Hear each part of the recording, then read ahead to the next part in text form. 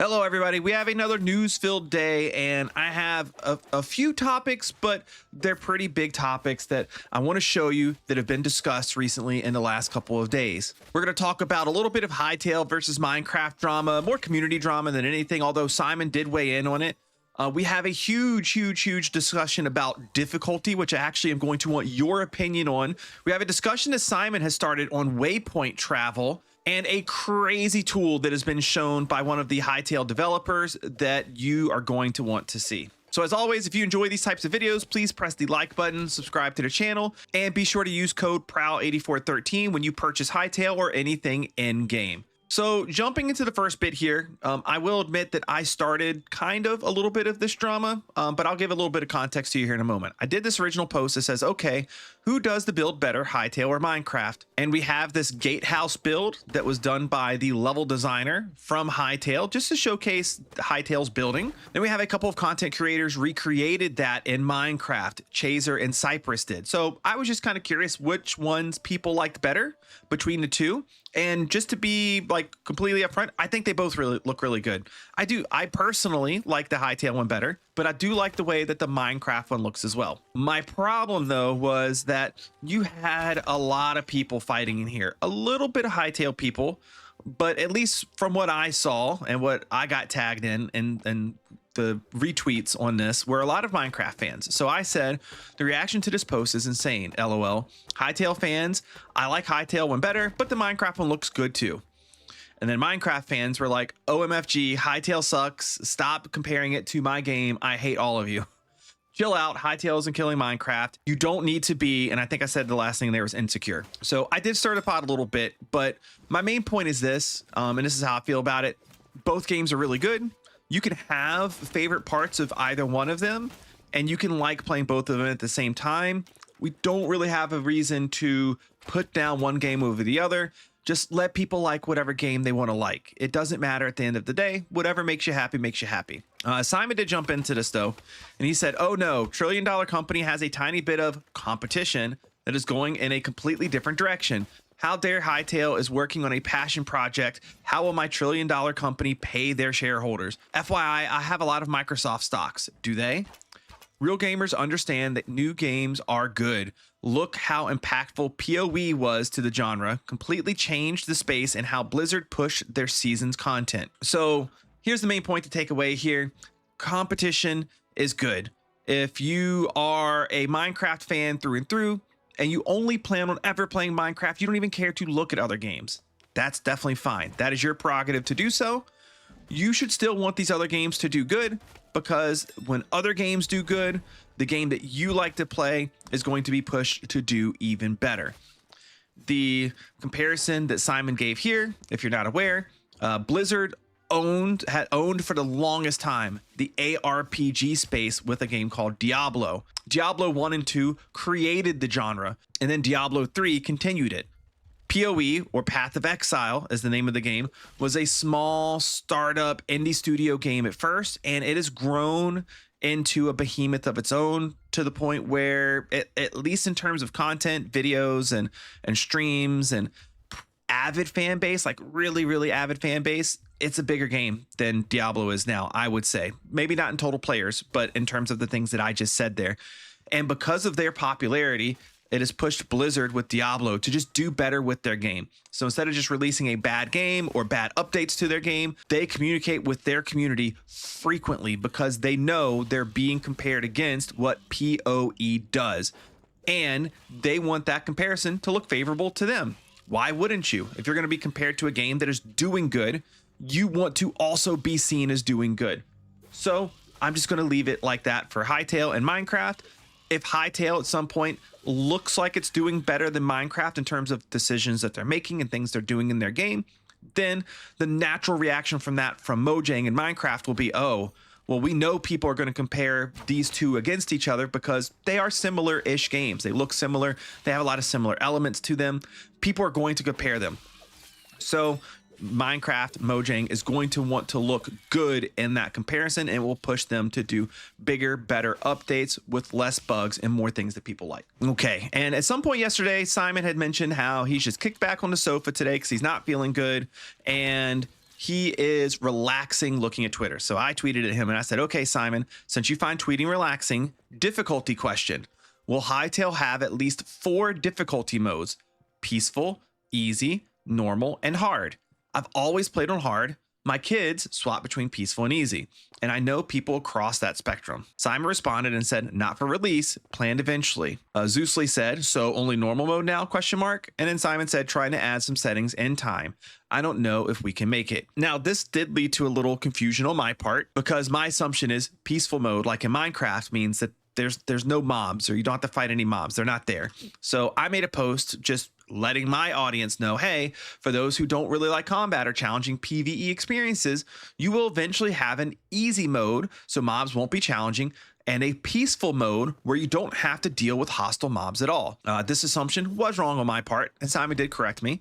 I didn't say specifically that they wouldn't have to deal with any hostile mobs, though. It's core to the gameplay. Maybe in the lowest settings, the hostile mobs would be trivial.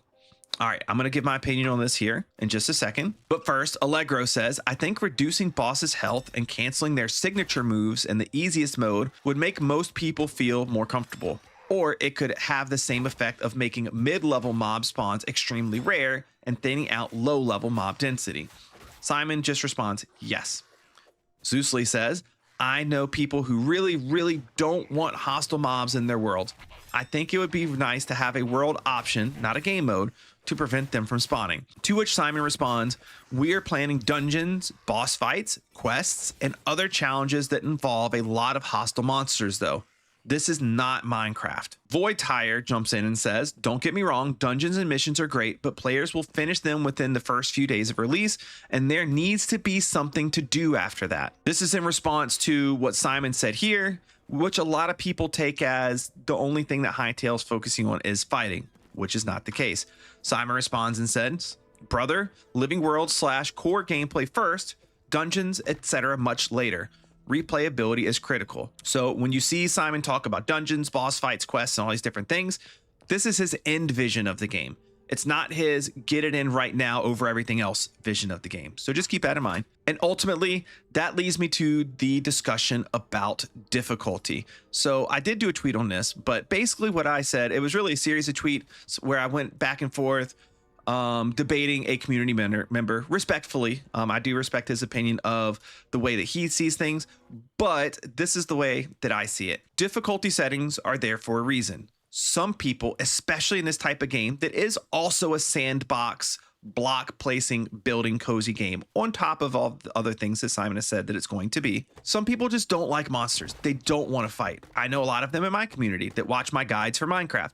They don't care about combat at all. They don't want to do it. So this is one of the situations where I think we look at the situation at hand and we think to ourselves, will it hurt the core experience of the game? And just to be upfront, I actually like Simon's vision of the game. The lack of combat and fighting and challenge is one of the things I dislike about Minecraft personally. So I love the direction that it's going. I'm going to be playing on hard mode. Okay, whatever the hardest difficulty I can play on is, that's what I'm going to play on because I like the engaging combat. In this specific case, if you were to include a peaceful mode that allows players that just really don't care about the combat to disable that completely through some mechanism, which I'll give you the idea I have for it in a second that I have, it's a win-win scenario. The people that don't want to fight mobs win. They don't have to fight the mobs. It's perfectly fine.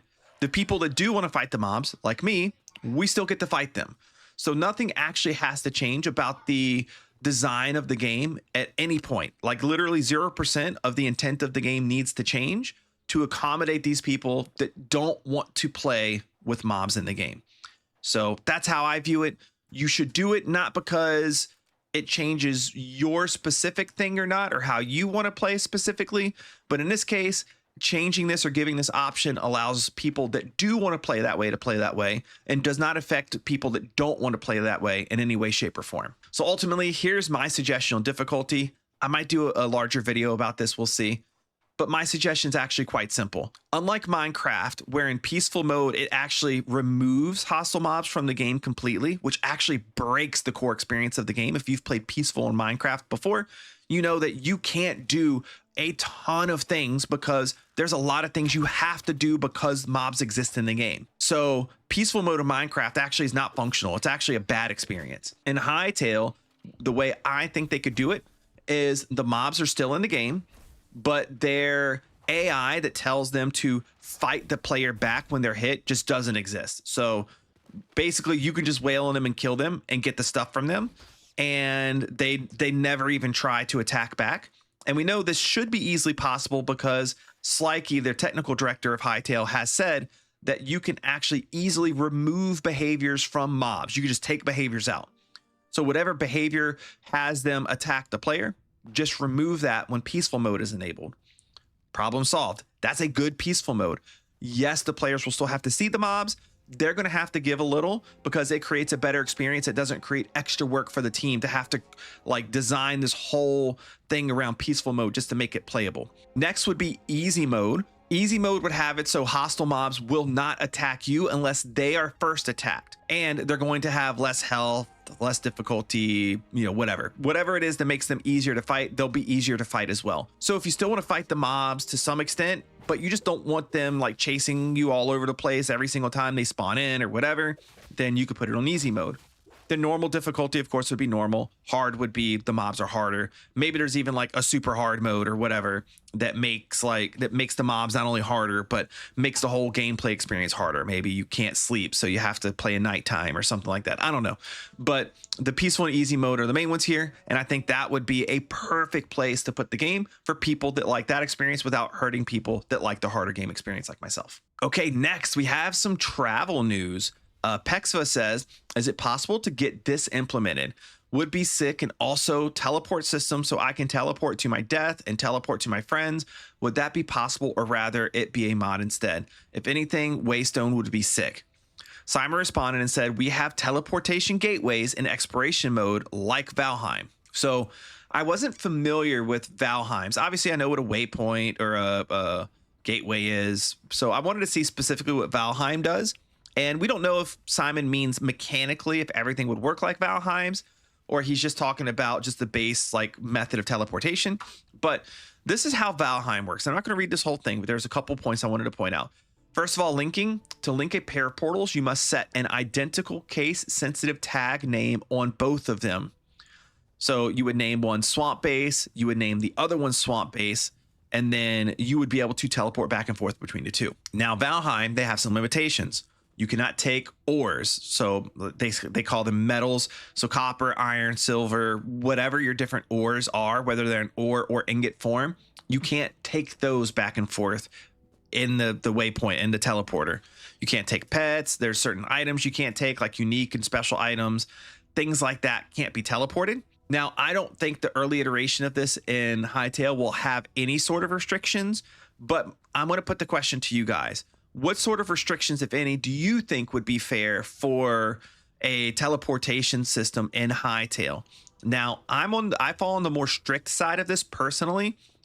I don't like travel being trivialized to the point that you can easily teleport anywhere you want on the map, because then that negates the point of all other types of travel. As soon as you add a crazy waypoint system or teleportation system, you no longer need mounts to ride. You no longer need hang gliders. You really don't need anything else for travel anymore. You're just going to put teleporters all over the place. And I find that type of gameplay really boring.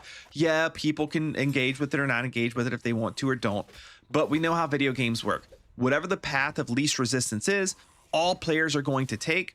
So you do want to, I think, build a core gameplay experience out of features like this. So I'm really open to whatever the cost or restrictions should be, whether it be like Valheim, where you can't really take a lot of stuff through the teleporter, meaning that it's really good to maybe get between two bases really quick, or you find a really cool place really far away and you want to be able to teleport there very quickly. Like that type of stuff you are able to do, but you can't carry all these other things through. So you're still going to need to do the far travel for a lot of stuff.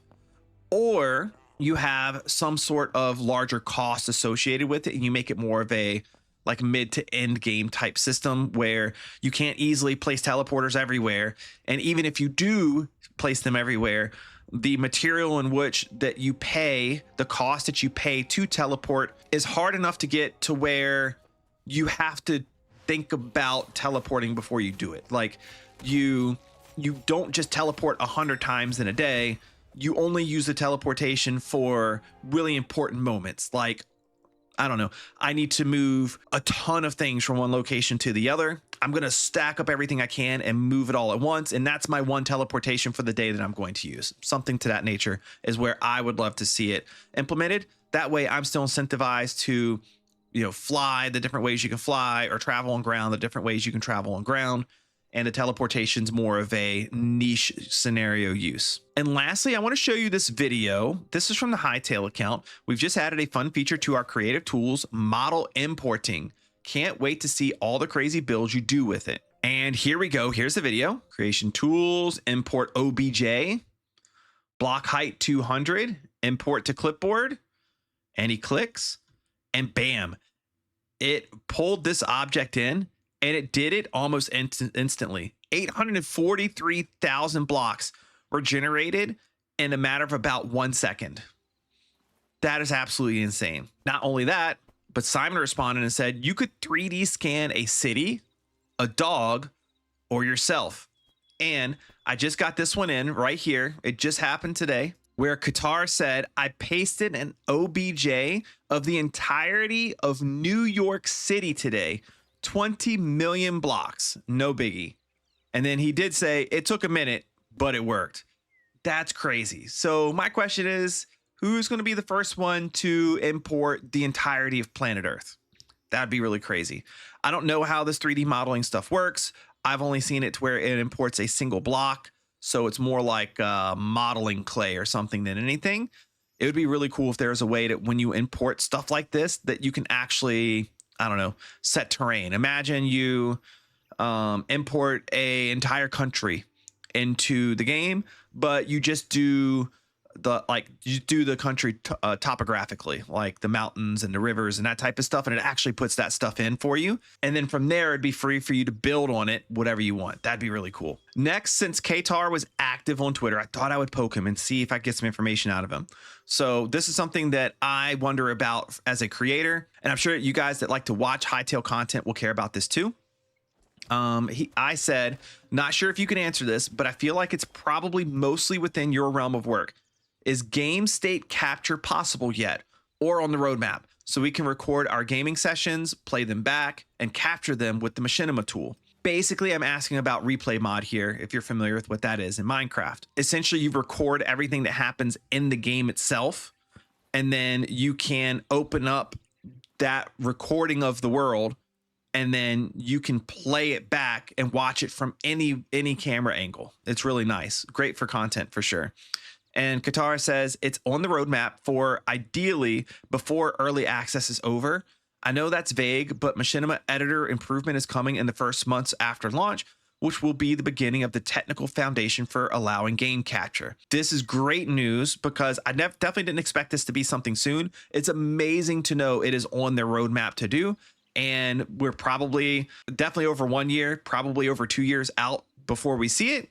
But hey, I'm fine with that. Just knowing that it's coming is awesome. Anyways, that's what I have for you guys today. So let me know a couple things down below. How do you think difficulty in Hytale should be handled? And what do you think about waypoint travel? Should it just be free and easy? Should it be cost restrictive in some way, or should it be restricted in some way where you can only take certain things through? Or do you have a completely different idea for it? Let me know down in the comments below. I appreciate you guys watching today. Please drop a like on the video if you enjoy these news videos. It helps more people get to see it and find the channel. Make sure you subscribe to the channel. When you do that, it recommends our Hytale content to more people, so it does help out and it makes it easier for you to find my Hytale content.